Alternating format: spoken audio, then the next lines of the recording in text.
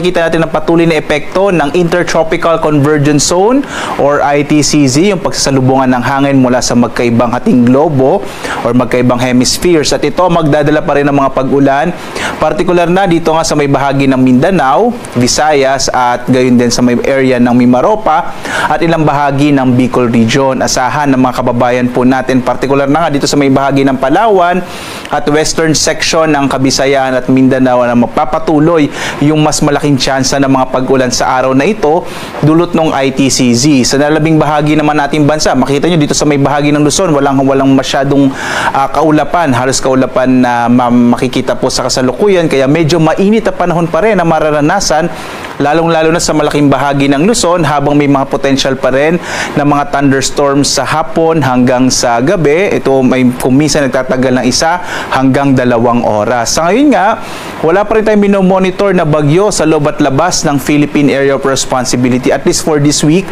medyo malit pa rin po yung tsansa na magkaroon tayo ng bagyo.